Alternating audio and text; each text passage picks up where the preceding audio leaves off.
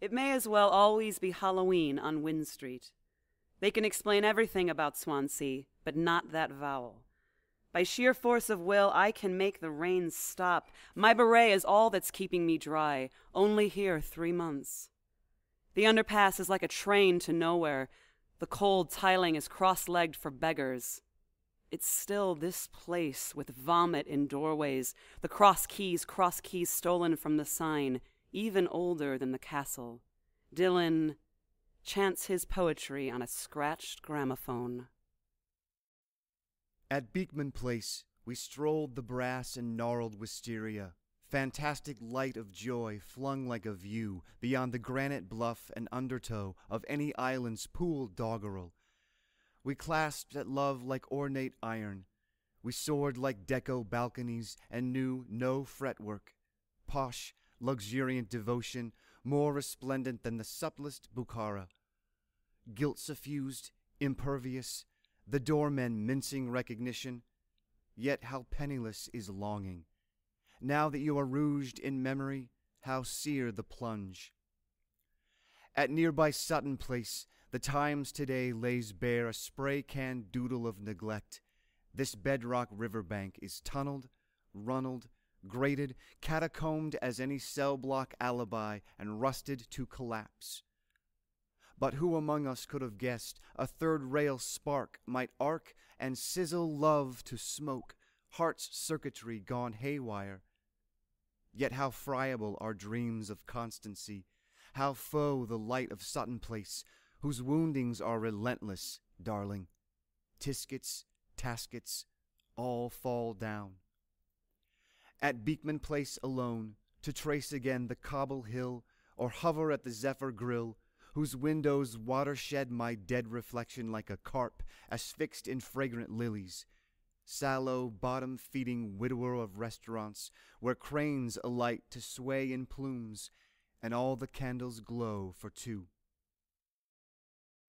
I picked up Dylan Thomas's ghost, drinking his weight in words.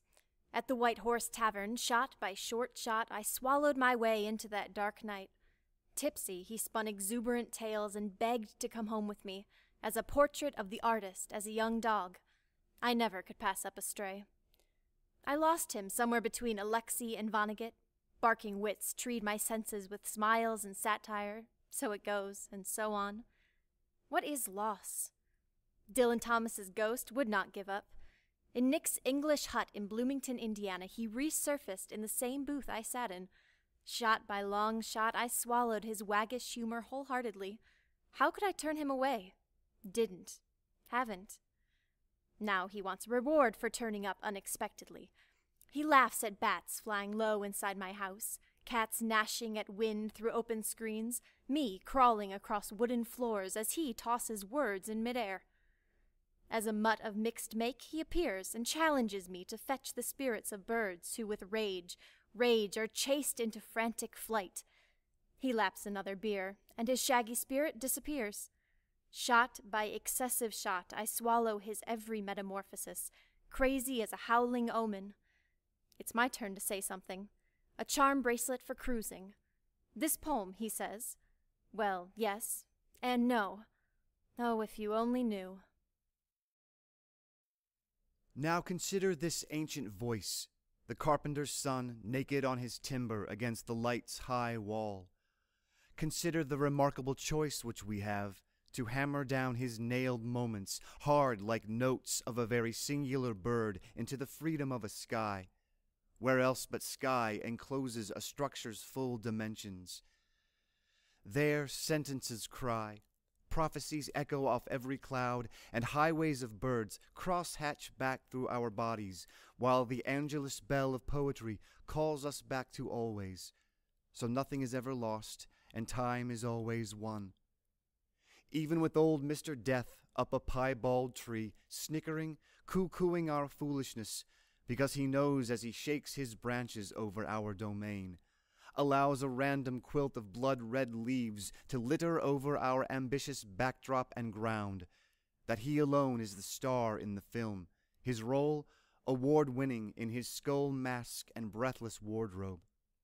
And his script is true to the sky, a rich overture, first into chaos, then completeness, then this sleep, finally our anodyne. So let the sun end, it is always with us. Time is no end or beginning. Even with broken wings in splints, we still would fly. The words once spoken are ours to keep. Language allows one to radiate the knock-kneed seat of soul. Transient moment to moment, I believe that I may vanish in grace. Still, I forecast the seven deadlies in the best of creators, or, at times, I think only the lucky can grasp the energy to be Job, despising those faint-hearted who must glance over their shoulder to see if God is the whirlwind of words.